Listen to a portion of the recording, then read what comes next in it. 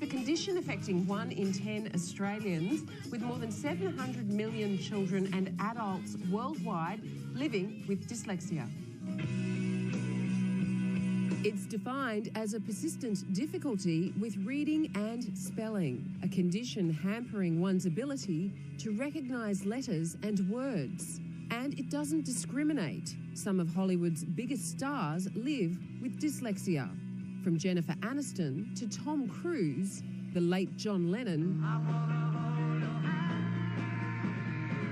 and even Albert Einstein. Now, a new book is set to change the way Aussie kids view dyslexia. That book is called My Storee, and we're joined by its author and primary school teacher, Paul Russell, this morning. G'day, Paul. Hello, thanks for having me. Now, Paul, you have dyslexia yourself. Yeah. So, for those of us who aren't familiar or have never really experienced it, how do you define it? How do you explain it? I think basically I just say it's having difficulty with reading and spelling. Right. And from my point of view, I had report cards my entire life that said, Paul has a great imagination but needs to work on his spelling.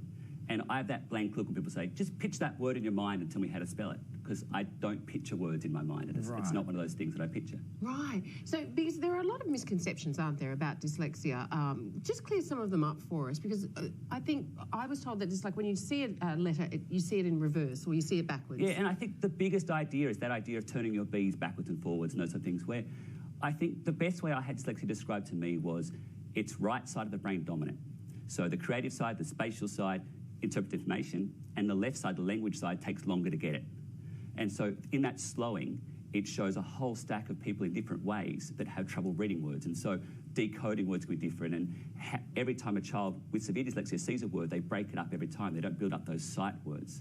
And there's the perception that it's more common in boys than girls. And it's sort of, or that it's linked to intelligence and IQ. And it's one of those things where it really is just the language and just the spelling itself and reading the words, and it'll slow down reading, and all those other perceptions come in, and those children build up those blockers of not liking to read and not liking to write because they have that idea that it's so much harder. Well, now, you've written this book, it's called My Storee, and you said it's autobiographical, yes? Yeah, well, so My Storee was just my story, and Ashka was the illustrator who just brought it to life.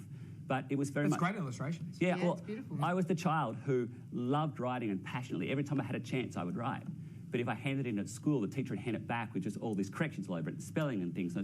And so... So your creative brain liked to tell stories, but you were being criticised for the spelling. Well, it's just... I think teachers try to help. If the creative side's there, they're trying to help. We'll fix the spelling on this, and we'll just have this mass of...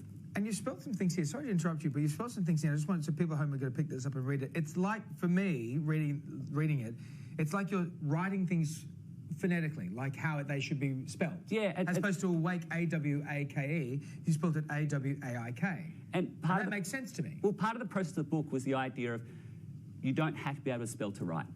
And it seemed hypocritical to then have a book that was spelt perfectly that showed this story. Yeah. And one of the things was we've found that with children with dyslexia and learning problems read the book, they have no trouble at all. They just read it straight through. Of course. Amazing. Because they're sounding at each word, so the phonetic words are just as easy as other words. That's fantastic. It's a great thing, Paul. We'd like to talk to you more. Unfortunately, we're out of time, but My Storee is available online from ekbooks.org. Thanks, mate. Thank you. Thank you so much. Well done. Still to come.